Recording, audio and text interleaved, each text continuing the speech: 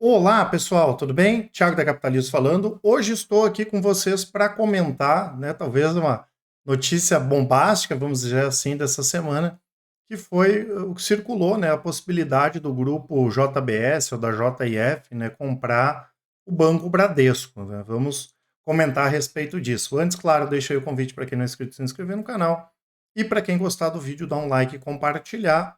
Lembrando que eu vou deixar para vocês aqui nos comentários, né, para quem ainda não baixou, na descrição, desculpa, um vídeo, né, com aulas explicativas falando a respeito de opções que o nosso analista, o Alejandro, fez. Basta vocês colocarem os contatos ali e já vão conseguir assistir às videoaulas. Então, tivemos aí bastante comentada essa notícia, né, que obviamente foi desmentida pelo Bradesco, não poderia ser diferente, da afirmação aí que o grupo JBS ou o grupo JF compraria o Bradesco e que, inclusive, né, as herdeiras do Amador Aguiar, que foi o fundador do banco, seriam favoráveis aí ao negócio, tá? A operação por si só é uma operação complexa, mas não é inviável, né? A gente viu muita gente comentando, não é impossível de acontecer, e na verdade não é, né? Eu já vou, inclusive, comentar um pouco sobre isso, tá? Tem algumas questões que a gente tem que levantar. Primeiro, a proximidade do grupo dos irmãos Batista com o governo, que poderia, ainda mais um negócio gigantesco desse tamanho, precisaria aprovação de Banco Central e tudo mais. É conhecida a proximidade aí dos irmãos Batista com o governo atual, né? Isso ajuda a destravar muita coisa, né? A gente pode chamar isso de lobby, né? Vamos dizer assim. E claro, né, pessoal, isso aqui poderia trazer interesse de outros grupos que também têm proximidade com o governo atual, né? A gente pega o BTG, por exemplo, o Esteves, né? O André Esteves também tem proximidade aí com o governo atual. Ou seja, né, pessoal, não é possível falar muita coisa se isso seria positivo ou negativo, porque o ponto de interrogação é muito grande, né? Como eu falei, é um negócio complexo, tá? Mas o interessante aqui, por isso que a gente entende que tem sempre aquele fundinho de verdade, é que ninguém falou sobre o Itaú ou o Santander. Eles foram falar logo sobre o Bradesco. E isso mostra exatamente o que a gente vem batendo, especialmente a partir de 2022, que é uma posição de fragilidade do Bradesco em relação a outros bancões, né? O Bradesco parece um banco meio que à deriva, parece que está sem dono, parece que está atrasado, né?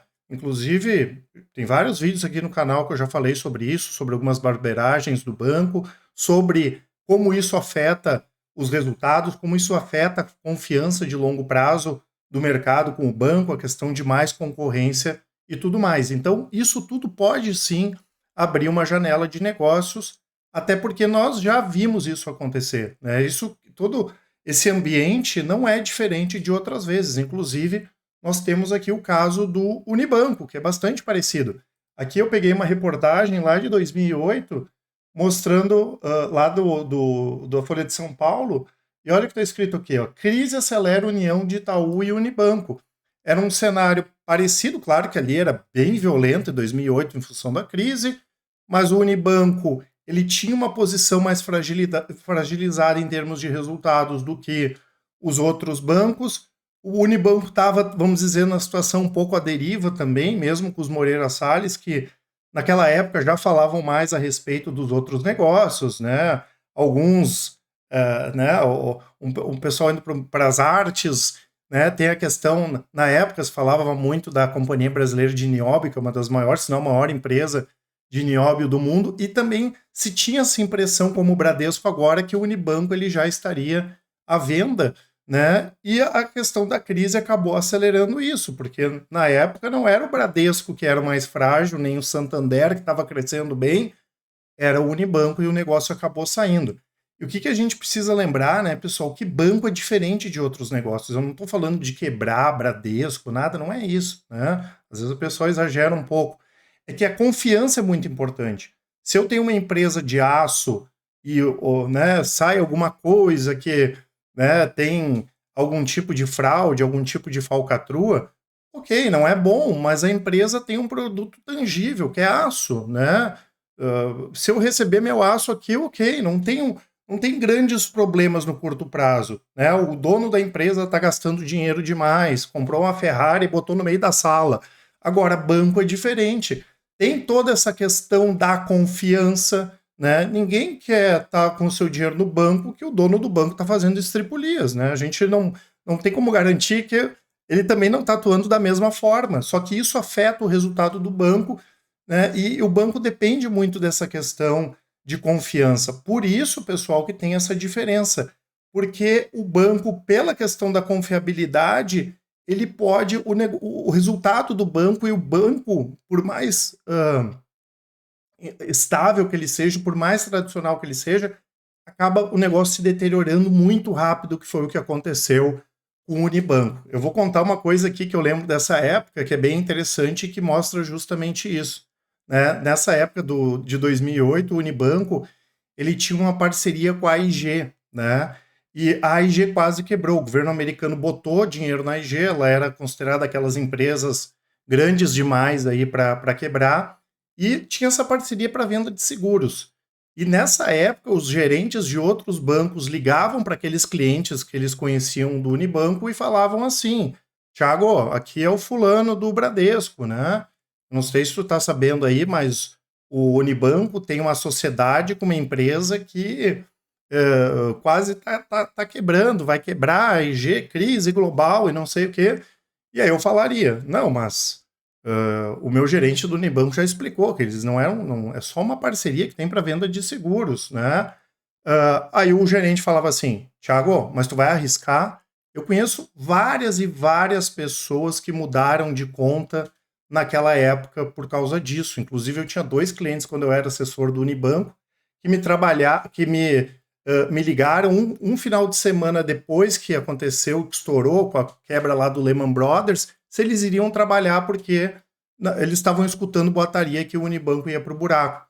Não estou dizendo que foi por causa disso, mas isso ajuda, né, pessoal? Tanto que está ali na reportagem. Aquele momento de crise mais uma posição fragilizada faz com que uma operação boa, como é a do Bradesco, mesmo que seja pior do que as outras, mas é uma operação boa, vire alvo, né? E aí tu precisa fechar o negócio, que foi o que aconteceu na época do Unibanco, o mais rapidamente possível, porque senão ele vai deteriorando e o valor dele vai deteriorando também, tá? Então, nesse caso aqui, onde tem fogo, tem fumaça, claro que é muito cedo para falar qualquer coisa, mas não dá para se duvidar de nada em função das questões aqui que eu comentei. Sobre o Bradesco em si, né, pessoal, a gente segue com a mesma recomendação, nós não recomendamos compra do Bradesco, né, a gente entende que o retorno potencial, principalmente em dividendos, é menor do que os dos outros bancos, especialmente o Banco do Brasil e Itaú, e também tem alternativas bem mais interessantes em empresas de menor capitalização, né, tanto que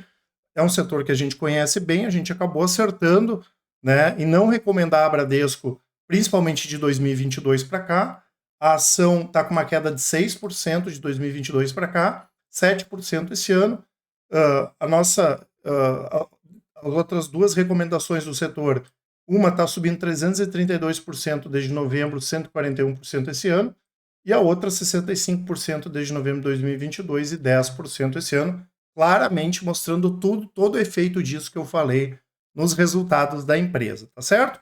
Lembrando que eu vou deixar para vocês na descrição aqui o nosso site, sempre tem uma promoção ali para quem quiser aproveitar, tem bastante informação, tem as nossas assinaturas da casa de research, a casa de análise, tem também a nossa consultoria para quem tem 300 mil reais ou mais investidos e quer um atendimento personalizado para os seus investimentos, tem os resultados de todas as nossas estratégias, eu lembro que a Capitalizo tem os melhores resultados do mercado, tudo feito de maneira transparente e independente. E os nossos contatos, né, pessoal? Qualquer dúvida, mandem um WhatsApp para a gente ali, que com certeza o pessoal do atendimento vai auxiliar todos. Um grande abraço e ótimos investimentos. Até mais!